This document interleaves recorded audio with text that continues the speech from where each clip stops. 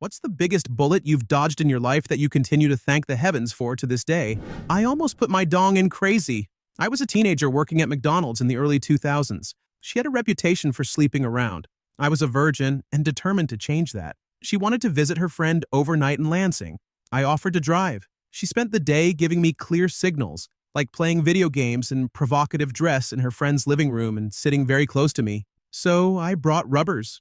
We got set up on a mattress in the back bedroom for the night, but I changed my mind and ended up just staying there. I drove back the next morning and never hung out with her again. About a month later, she had a major breakdown, got fired, and went on a drug binge that ended with her in jail. She called me to bail her out, but I did not. A coworker later said her crisis started after she learned she was HIV positive. I panicked when I heard that. It still sticks with me. Story 2, I broke up with my ex a few weeks before she got pregnant by her roommate's husband.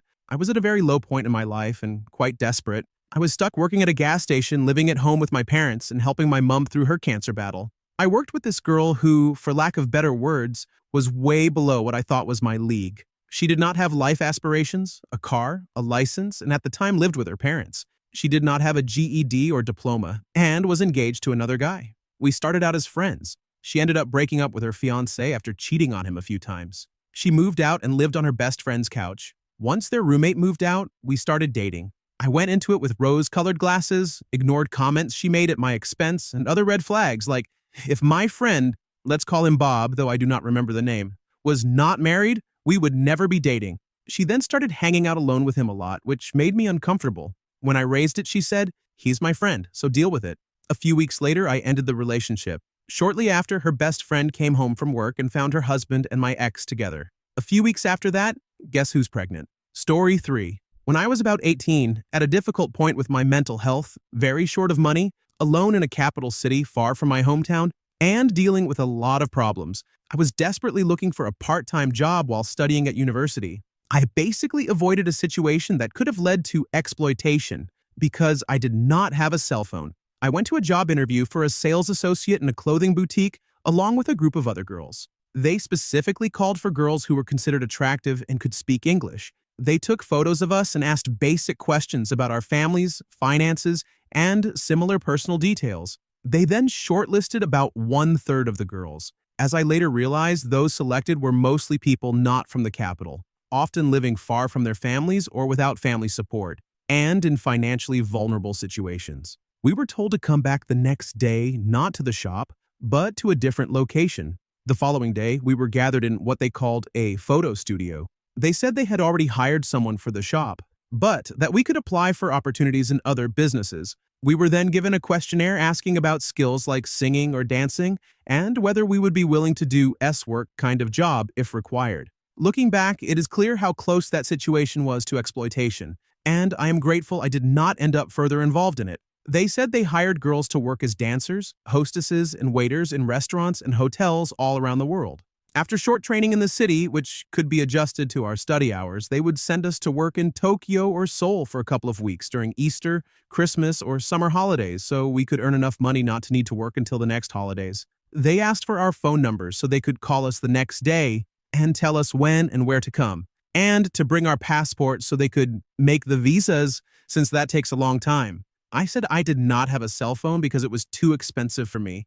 They gave me a card with a number. I was supposed to call the next day. I fully intended to call. It was not that I did not understand what it was about, but at that point I was in a very low and unstable place and felt like I had no real way out. So it all felt strangely distant and almost irrelevant. Well, I was just 18 and very naive. The next day when I went to make the call, I could not find the card with the number. It was just gone, and I have never found it. Story 4. My ex and I broke up instead of getting married. If we had continued the relationship, I would have sold my house and moved to the opposite end of the city, far away from my family and friends. I would have taken a job I would not have enjoyed and lost out on an opportunity I got a year later. We would have ended up with a child and probably separated or divorced within 2 years. I would have lost most of my friends, half the money I paid into the house while she kept the new place, been stuck with an ex-wife demanding child support, and been generally miserable for the rest of my life. I did love her, but I was generally miserable in the relationship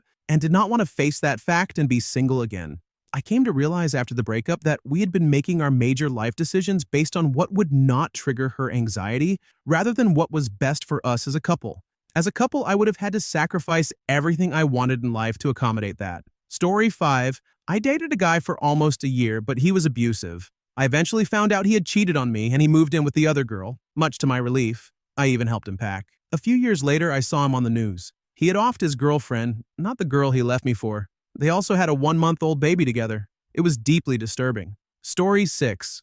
I was offered my dream job running an offshore aquaculture facility, but I had to choose between the job and my significant other's future. Long story. Reluctantly, I turned it down. A few months later, I found out the facility was dealing with a serious disease outbreak and had no chance of being sustainable. Had I taken the job, I most likely would have ended up single, living in a tiny seaside town, stuck in a miserable position that would have lasted no more than 3 months before the facility shut down. Edit. A lot of people have asked about the situation with my significant other. She struggles with depression and is genuinely trying her best to improve her life. In her late 20s, she decided to go back to school and pursue a degree. For someone who could barely get out of bed in the morning or hold any long-term job, this was fairly ambitious. She started her studies the year we moved in together. Things went well at first, but as the degree progressed and exam periods approached, I had to take over more of the household responsibilities. Essentially, all she had to focus on was her college work. I did all the shopping, cooking, cleaning, got her out of bed,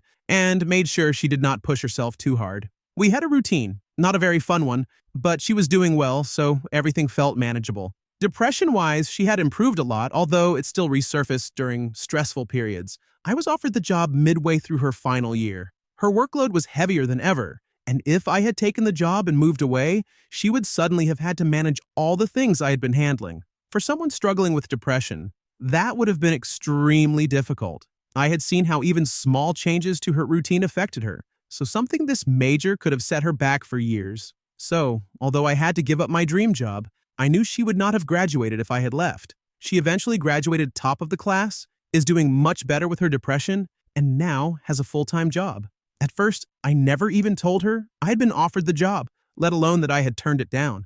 I waited a few weeks until she was in a better place before telling her. Story 7. My college girlfriend was a solid 10 out of 10 and great in bed. Everyone thought we were going to get married, but I never fully trusted her. She never cheated on me, it was just a feeling I could never shake. When I graduated, I broke up with her, and everyone thought I was crazy. She eventually married a wealthy man. While they were on vacation in a foreign country, which I will leave unnamed, she secretly planted drugs in his luggage. He was caught at customs and ended up spending a few months in jail. During that time, she liquidated everything and took every cent he had. Eventually, the police got involved and caught her on tape admitting to the setup and several other things. She ended up serving time in prison.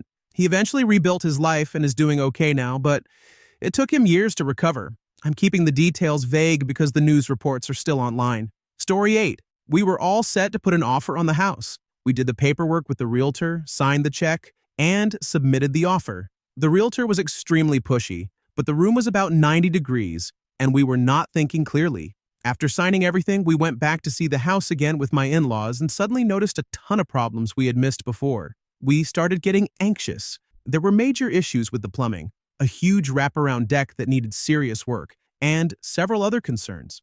At that point, we thought we were stuck. The next day, the realtor called and said we had actually forgotten to sign the offer paperwork and asked if we could come back immediately to do it. We decided not to sign and instead take our time and approach the process more carefully next time.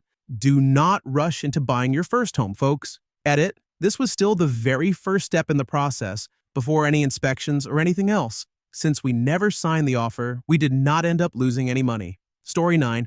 Not my story, but my mom's. When she was a senior in high school, a group of seniors went up to the mountains to drink a week before graduation. One student's dad worked as a ranger, so he collected everyone's car keys to stop anyone from driving drunk or doing something reckless. My mom's best friends arrived late in their topless Jeep. They had been drinking and doing drugs and eventually decided to go stump jumping in the Jeep. They drove a little way up the path while completely messed up, and my mom begged them to stop and wait while she went to pee. She got out, went off to do her thing, and her friends drove away without her. She hiked back to camp, told everyone what happened, and a search party went looking for the 3 girls. They found them the next morning. The Jeep had flipped over and everyone inside was dead. If my mom had gone with them, she would have died too. It deeply traumatized her, and she has said she has never truly had a best friend since then. even though she is an incredibly sociable and wonderful person. Story 10. I did not understand how tickets worked. There was a fine and a court date, and I assumed I had to appear in court that day and pay it there. So I missed the court date. I went to the district attorney's office and she looked directly at my 17-year-old self and said, "Here's what I'm going to do. I'm going to reduce your speed, completely ignore the fact that you were out past curfew, not issue a warrant for your arrest, and you'll only have to pay a large fine. This is basically a get-out-of-jail-free card, so do not waste it." I wanted to hug her through the glass, and I still do not think I thanked her enough. Story 11. Death twice. The first time I was 21 and started having severe stomach pains, the kind where you are screaming in agony.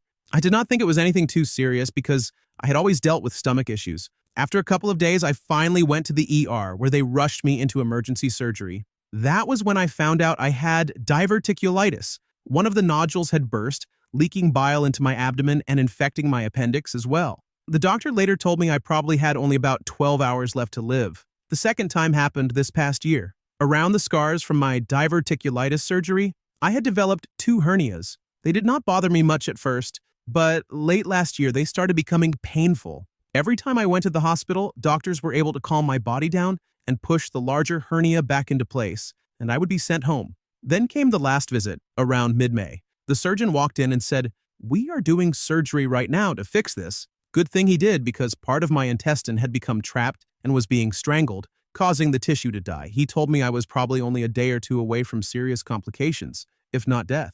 I hate my stomach, and apparently it hates me too. Story 12. It is a tie between 2 moments. The first was leaving Barcelona just a few days before the van attack. Based on where the attack happened, I most likely would have been there if I had agreed to my parents' suggestion to stay in the city a few extra days after summer school. The second was a Tinder date I almost went on in Shanghai. I had just arrived at the metro station when a man approached me and asked if I was Hunter and there to meet the girl. He told me she was inside the bar and said to follow him. Instead, I replied to him briefly in Russian, shrugged my shoulders, and walked away like I had somewhere else to be. Story 13. There was a bad windstorm in 2008 in Cincinnati, Ohio that came from a hurricane. Cincinnati is in the Ohio Valley, so it does not typically get that windy. It was my future father-in-law's birthday, and we were trying to get to his house for lunch, only 5 minutes away. The main road was blocked by police cars because trees and power lines had fallen, so I tried the back way. I went a bit farther, but had to turn around again because another tree had fallen and blocked both sides of the road. I turned around and tried a different route. At the end of the street, I could go either left or right. The left was blocked by a police car, and another car had just turned around there, so I decided to go right. It was a 3-way stop, and I stopped first before starting to move. As I began to go, the car on my left, the one that had just turned around, did not stop and ran the stop sign. I was annoyed, but then I heard a creaking sound. A 25-foot tree fell, landing perpendicular to where my now wife and I were sitting and covering all the windows with branches. We managed to crawl out of the car and realized the tree was being held up by stretched power lines. If those power lines had not caught it, we would have been crushed without a doubt. We have now been married 9 years and have 4 children, but it all could have ended that day. A tree fell on our car at a stop sign, but we were saved because the power lines held it up. Story 14 years ago, I had an ex-girlfriend who cheated on me constantly. Due to a lack of self-esteem and confidence, I would always take her back and forgive her. After what seemed to be a final breakup, she asked to come over. I was reluctant, but said yes. When she arrived, she tried to seduce me, and I just was not having it, so I kicked her out. A week later, I found out she was pregnant. This was not confirmed, but I firmly believe she was aware of the pregnancy and was trying to convince me it was mine by sleeping with me that night. Although I am sure I would have found out it was not mine, the emotional turmoil from something like that would have been devastating. Moral of the story. Think with the head on your shoulders, not the one down there. Story 15. I had a job I hated. It paid fairly well, the commute was reasonable, I was good at it, and the work itself was interesting. But management were complete a-holes. With so many positives, I was afraid to leave. I did not know whether whatever I found next would be better or just come with different problems. I also realized I was miserable at home too, which is when it became clear I needed to go. Luckily, I took the leap. My current job definitely has its problems and bad days, but nothing like the one I left behind. Story 16. When I was young, I was pressured into washing the driveway with my dad. My dad was watching the whole time, but he had to go do something else, so he turned off the washer and told me not to touch it. I did not listen to him and did not understand the actual power of the machine. So I turned it back on when he left and ignored his instructions. It suddenly cut out. I had no idea why, and I was panicking because it was only pushing out a tiny trickle of water, and I thought my dad would be mad.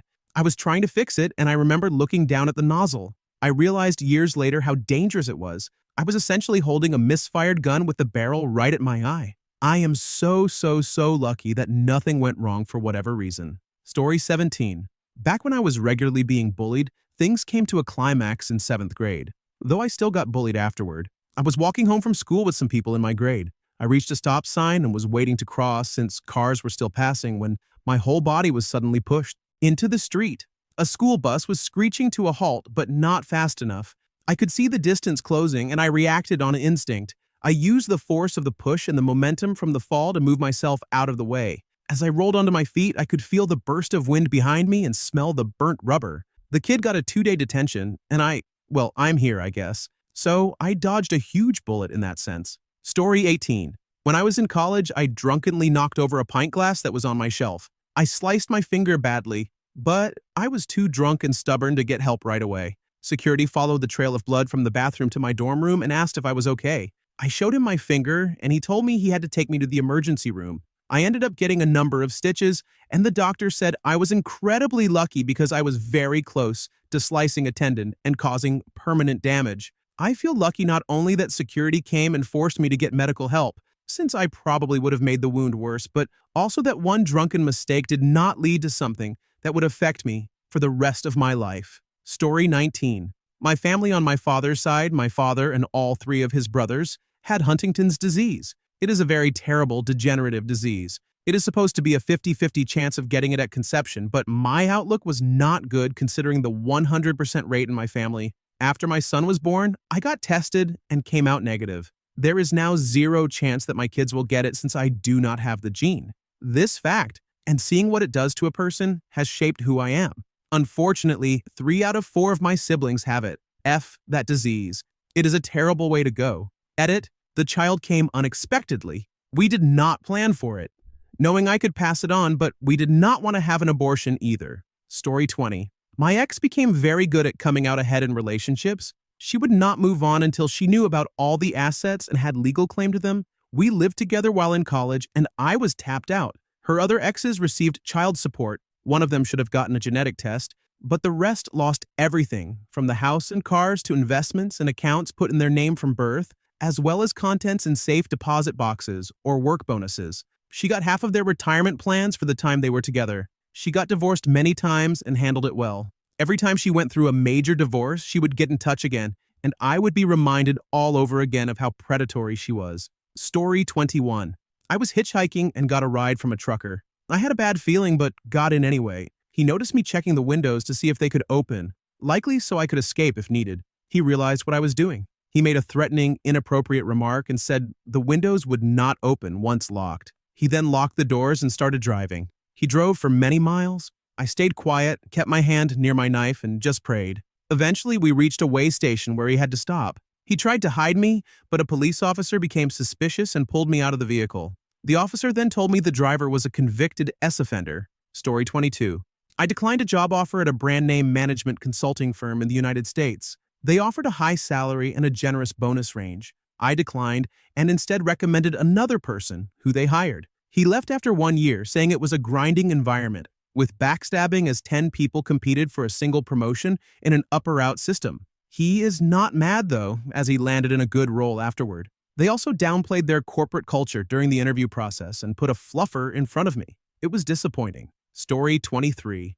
I had a friends with benefits situation that became serious. Every time she brought up a relationship, I would say I liked things the way they were. She would respond, "I do not think I can do this anymore if you do not want a relationship." She would leave, go on a date with another guy, then come back and tell me how bad it went. After about a year, she went back to her ex and got pregnant. She told me he reacted badly and said she and the baby were a mistake. He was married and unemployed in the oil field. He would tell his wife he was going to work, then go to her house and stay for a week as if he had just finished a rotation, while also saying he didn't want her or the baby. She asked me to be with her so we could raise the child together.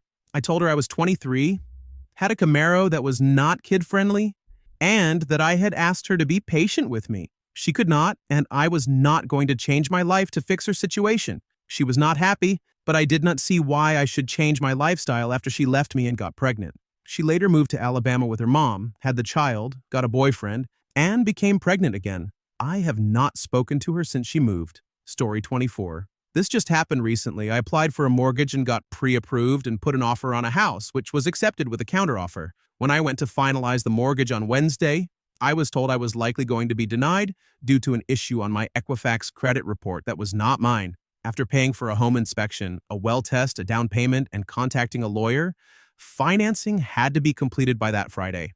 I called Equifax that Wednesday. I received an email on Thursday saying the issue had been removed, and I was approved for the mortgage on Friday. Disputing something typically takes 10 to 15 business days to complete. I explained the situation to the Equifax customer care team, and they had it removed the next day. I also had valid proof. You want to talk about stress? I definitely dodged a bullet there. Story 25. When I was a kid, I decided to open a lemonade stand on the side of our street, right in front of our house. My parents always told me to stay away from strangers and to make sure people came to the stand, and not to go to them if they were on the other side of the road. After a couple of people came to the stand to buy lemonade, someone parked across the street and told me to come over and they would give us money. Being a forgetful child, I did exactly that. I checked both ways, then I crossed the street. The guy in the car handed me a $5 bill and asked for a cup of lemonade. I immediately turned back to grab him a glass of lemonade, but as I turned, I felt him reach out of the car window and grab me by the collar of my shirt, pulling me back. I instantly thought I was going to be kidnapped. Right as he pulled me back, a car came flying down the street and just barely missed me. If he had not pulled me back, I would have been another story on the 6 o'clock news. Story 26. Not sure if a bullet was dodged or if I am just being paranoid. One time when I was studying in London, I'm American, I was picking up some beer late at night at a local store. A woman came up to me and a friend and started talking to us. Everything seemed normal, and she was nice enough. She told us she was just a few blocks away, and since we were heading in the same direction, my friend offered to help carry one of her bags to her apartment since he was not carrying anything.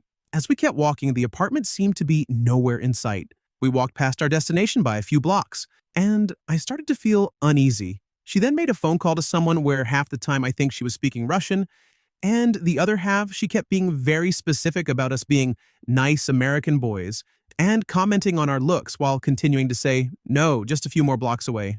The whole way she was talking about us on the phone in a way that felt increasingly strange, and it made me think she could possibly be a human trafficker or something. She was getting oddly specific about us, our looks, our heritage, and similar details. So I grabbed the bag from my friend's hand and dropped it at the next intersection, saying we were leaving. She then started to grab his wrist and pull him with her, which was a major moment for me. Seeing a woman physically pulling two random men felt very off. I pulled her hand off him and we took off walking quickly. It was a seriously odd situation. I'm not sure if she was up to anything, but she and my friend were giving me serious unease.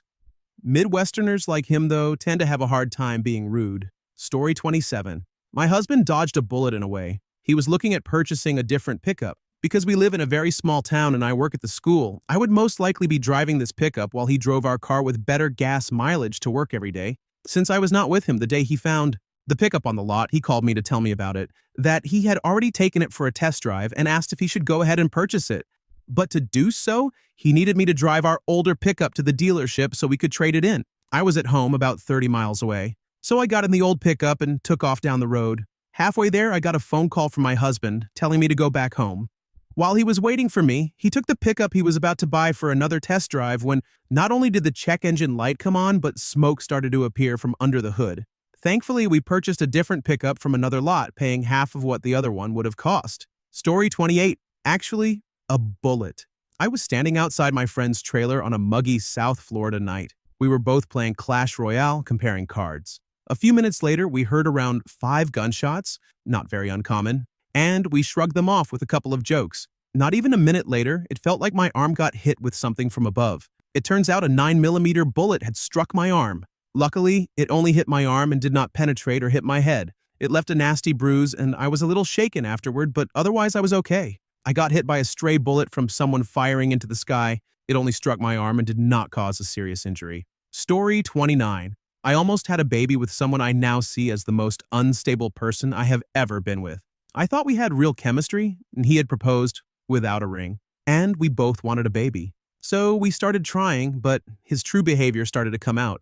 I began taking Plan B pills and going to family planning clinics to make sure everything was okay, because I no longer wanted a child with him. After seeing who he really was, I feel bad about losing my chance of having a child, but I am very glad I did not end up raising a child with him or being tied to his life. I have blocked him on every social media platform and all phones in the house. Story 30. It was a very windy, snowy morning, and I was driving my two little girls to daycare before work.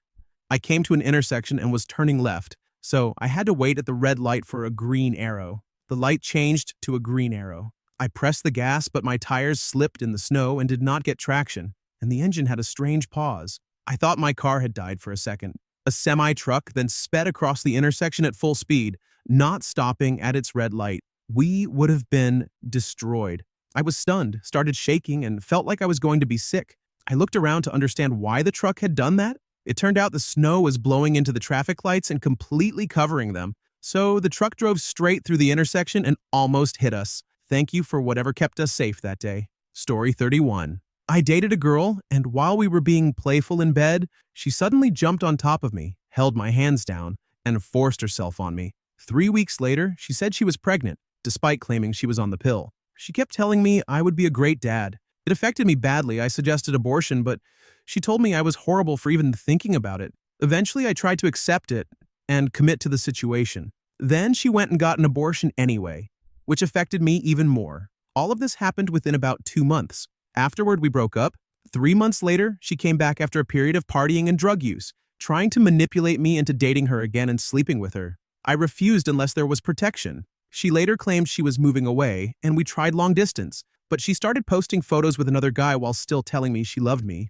After 2 months, she cut contact. I later found out she was pregnant with his child. The whole experience nearly destroyed me. I struggled with depression and anxiety for a long time. In 2015, I went back to school, worked hard, graduated with honors, and rebuilt my life. I now have a supportive partner who understands my past. Looking back, as painful as it was, that abortion likely saved me from 18 years of being tied to someone who would have made my life miserable. Story 32. I dated a guy for nearly 4 years and constantly tried to help him grow up. His wealthy parents took care of everything: his apartment, groceries, cleaning. While he refused to learn basic life skills, I made it clear I did not want to become his replacement caretaker, but nothing changed. Eventually, I reached my breaking point and ended things. Looking back, I am relieved. If we had had children, they might have grown up dependent and unprepared for life. Now I am with someone independent, confident, and responsible. Story 33. My ex said she was pregnant and it was mine. I, of course, proposed. What else was I going to do? She accepted, but after thinking things over for a couple of weeks, I went back to her and said, "Wait, hold on. See, my ex and I never actually done it. Lots of other things, but nothing involving the actual act." She broke down, crying, saying she had been cheating on me since day one, broke up with her, and returned the ring. Story 34. When I was 22, I had a strange illness that doctors could not identify. I was in the hospital at least once a month and was gradually getting worse over time. The last time I was in the hospital, they did not know what they could do to help me. So I thought I was going to go out, if you know what I mean. Then my mom convinced them to try a drug on me that the hospital did not have in stock because it was not the kind of medication they would normally carry. My mom bought it and brought it in. Once I took the prescription, 24 hours later I was doing better and I was discharged from the hospital. That prescription gave me 8 years of extended life until it went off the market, and then I found a substitute. Rest in peace, Mom. Thanks for saving my life. Story 35. I once had a cardboard stand-up of Ted Danson as Gulliver in my living room during college. One day I pulled out my compound bow and an arrow and decided it would make a good target. I drew the bow and aimed first for the crotch, thinking it would be funny. A second before releasing, I shifted my aim up to the head. The arrow went through the cardboard and into the wall behind it, about a foot in. Moments later, my roommate walked out of his room,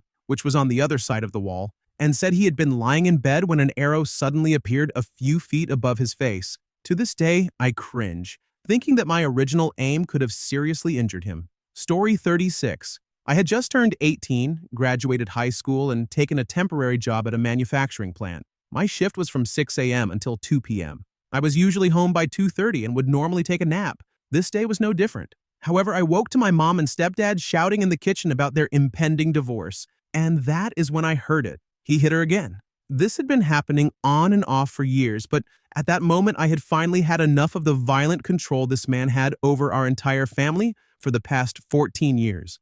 I leapt out of bed, opened my bedroom door and saw them standing in the kitchen intensely staring at each other. My mom was holding her face. I closed my bedroom door and opened the closet to retrieve my 20-gauge pump shotgun. I reached inside the closet, but I did not feel it in its usual spot. I looked around the closet and it was missing. I reopened the bedroom door and my stepdad was standing there chest out, taunting me and trying to get me to throw a punch at him. I calmly asked him why he did not just leave already, as his things had been packed by the front door all day. With a lot of posturing and yelling, he eventually left. I asked my mom why my shotgun was not in its place, and she admitted that she had hidden it so he would not find it, as she knew the entire day was going to be filled with conflict. Little did my mother know that that small action of moving my shotgun kept me from ending my stepfather that day. He had, in fact, not hit her, but had thrown a glass of milk at the wall. My life has been great since that summer day when he left. Exactly 25 years ago. Story 37. I was living with someone for nearly 3 years. My ex-fiancé was in graduate school and I was working full-time, but since we were engaged, I thought that was fine. We had set a date, I had put a deposit down for a dress, and we had been shopping for the venue. After my ex graduated, it was time to get the family ring from my ex's grandmother. Grandma gave my ex a counteroffer, $10,000, a summer in her home country, and the deed to an apartment in the fall, on the condition that the wedding be called off. My ex turned down the summer but accepted the rest. Of course, because my life feels like a dramatic movie. I found out all of this the same day my office closed for good, and a month before our lease renewal was due. My ex never even paid me back for the dress deposit, even though there was extra money available. I moved back to my home city, got a new job, and that was that. Anyway, 6 months later, my ex was living with someone else approved by the family, and as far as I knew, they were still together when, 9 years after calling off our wedding, I received an email. Story 38. On May 1st, 2014, I was at a party and someone drugged my drink. This led to me falling out of a third-story window and hitting a car below.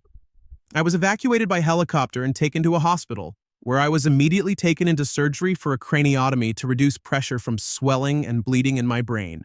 I remained in a coma for another week after that. I woke up with a portion of my skull missing and a body that felt like it had fallen from a building. I had a torn rotator cuff in my right shoulder and had to relearn how to walk and talk, but I somehow did not break any other bones. 3 years later, I'm doing fine. I had a cranioplasty done, where they created a custom plate for my head. I still ache often, but unless someone sees the scar, they would not know anything happened. Story 39. I have another story. It is not mine, but my dad's. In 1992, my dad suffered a brain aneurysm. He was working night shifts while my mom worked day shifts, and they were taking turns caring for my sister. One morning, he came home with a severe headache and said all he wanted to do was sleep. He could not tolerate light or sound. My mom recognized something was wrong and insisted he see a doctor. After initial dismissal, she pushed for further testing. Eventually, doctors realized the severity and rushed him to a larger hospital. He survived surgery despite having only a 5% chance of living. I would say that if it were not for my mom's persistence, he would not have survived. Story 40. A girl while I was in high school was nice to me and always wanted to hang out. Being a nerd, I was excited by the prospect and liked getting attention from a girl, which, at the time, meant a lot. My mom met her once, then pulled me aside to have a frank chat. My mom worked for the government in the unemployment sector and said that her family was known for using people, especially kind or naive ones, to get ahead and support their drug issues, and she begged me not to date her. My mom had never given me a reason not to trust her before, so I listened. 5 years later, the girl got pregnant with a guy 10 years older than her, developed a serious meth addiction, and broke up with him after his money ran out. I still thank my mom for that one. I met a good girl the next year in grade 11, and 13 years and 2 kids later, we are still happy. Story 41. Electricity went out in my old house. I was on the second floor when it was pitch black. I had previously removed the floor vent on the second floor that dropped through to the first floor and into an underground boiler room. I did not remember I had removed that vent until I was walking around and suddenly found my feet dangling in the air. My hands landed on the ground in a perfect dip position on each side of the opening, holding myself up. It took a second for me to realize what had happened before I climbed out and replaced the vent. I was lucky not to have fallen to my early death. Story 42. Mine is tame. I used to work in government contracting. The only reason that is important is that it is common to lose contracts, have the prime vendor change, and so on pay-for-service contracts. Often the hiring managers are not entirely straightforward about contract status. They might say they have 5 option years on the contract, which may be true, but they know full well they will not be exercised, for example. I had one program manager who kept trying to recruit me. She offered me a job first, and I refused because I wanted a salary she could not get approved. But every time she had a new opening, she would call me and eventually offered me a position with a lot of money. Something did not feel right to me, and I turned it down, as her interest in hiring me felt unusually urgent. Anyway, they lost the contract months later, and I ended up being picked up for a federal job shortly after at the place I was already working. Story 43. I used to work at a small private college that had shady business practices. I should have reported them for several things while I was there, but it was the most toxic environment I had ever worked in, and I was only focused on getting out. I had applied for and received a job offer from a state college nearby, but the pay they offered was $5,000 less per year. I almost declined it since it was such a big difference, but I decided my mental health alone was worth the pay cut. I gave the small school 3 weeks' notice. They told me to clear out my desk immediately because they could not keep me around if I was going to work for a competitor. Not letting me train my successor put them in a tight spot, and I would be losing a lot of money, but I did not care. I just wanted out. The state college was kind enough to let me start part-time until my full-time start date because they had already processed my paperwork. About 6 months later, there was a major purge of staff at the small college. The college is owned by a group of wealthy individuals who focus on profit and own 6 to 7 similar schools in other states. A student made a complaint with the BBB, which opened a wider investigation. The woman who was the president and original founder of the college was fired immediately. 8 to 10 other staff members were fired over the following couple of weeks. The college had about 30 staff in total, so that was a significant loss. This was a few years ago and they still have not recovered. They always seem to be on the verge of shutting down. And my friend, who is still there, says they operate with an extremely stressed skeleton crew. Story 44. I was deployed to Iraq and was the gunner in a Humvee in the lead truck. We were controlling a stretch of MSR Tampa, the main route through Iraq. It was daytime and I was preparing for the overnight mission. I decided to use the thermal binoculars, a PAS-13. I scanned down the road and saw 2 hot bullet-shaped heat signatures in the median. I took off the thermal and all I saw was a large trash bag, which is common to see in the center median. I called for the convoy to stop. We contacted EOD and later found out it was an IED. So I narrowly avoided a large explosion. Story 45. My wife landed a dream job as a graphic designer for a reinsurance company. I was never completely sure what they did. Something to do with insuring insurers and pooling investors' money to backstop smaller insurance companies. Either way, the work was great, and the pay was excellent, but the company was terrible to work for. Upper management were tacky, newly wealthy, and constantly showing it off. The company relied on salesmen who were smarmy and sexist but treated like royalty. The office staff were often catty and backstabbing, sometimes sabotaging others they did not like by losing important memos or forgetting client messages. My then-fiancée knew we needed the money, so she downplayed how bad it was, until some of the secretaries saw her playing on her computer. She was designing a brochure for an executive in Quark and reported her to another executive. She explained what had happened and revealed how bad the culture was, fearing she might get fired. Sure enough, her boss called her in and explained that the perception among the secretaries was that she played on her computer instead of working. My fiancé showed him the program, the project folder, and the original request, but he shook his head and said, "It is not the reality of what you were doing, but the perception. And the perception is unacceptable." Then they fired her. I am serious. The secretaries were effectively making staffing decisions there. She was afraid I would be mad.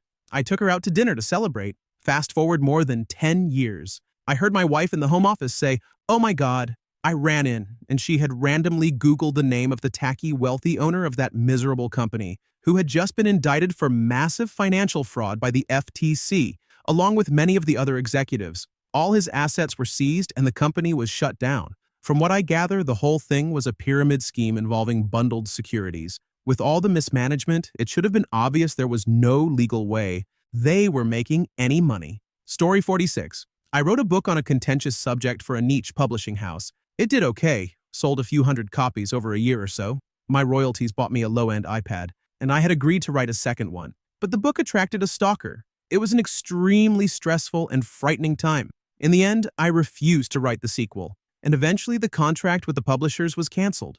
18 months later, the topic had become widely discussed.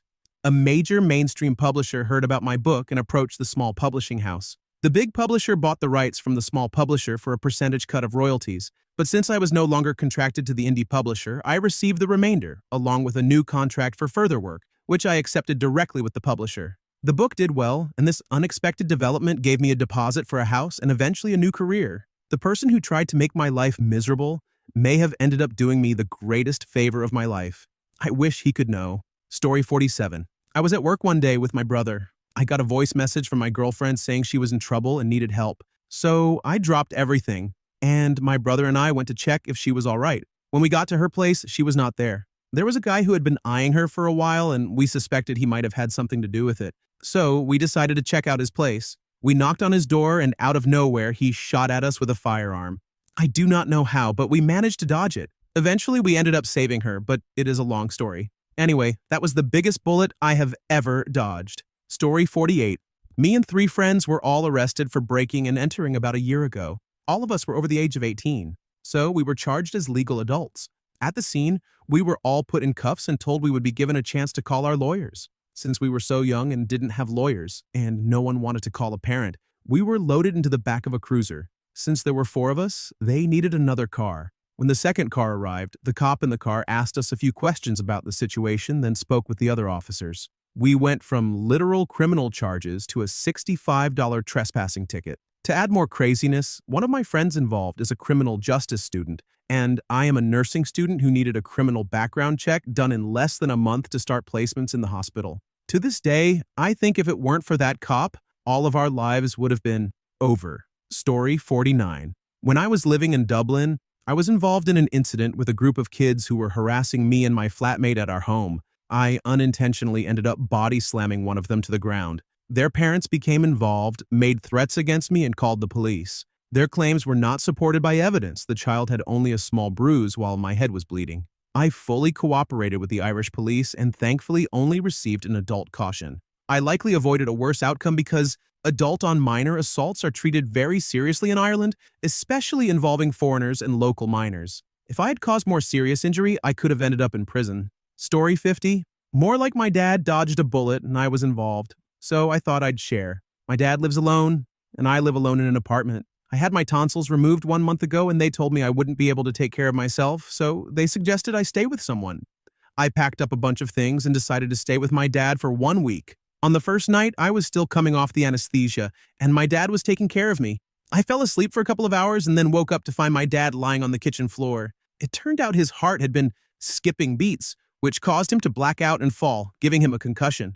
I took him to the hospital, and they said the heart issue was serious enough that they rushed him into surgery. And he now has a pacemaker. I don't know what would have happened to my dad if I hadn't been there. Thank you for watching. If you enjoyed this video, be sure to give it a thumbs up, subscribe, and hit the bell icon so you never miss an update.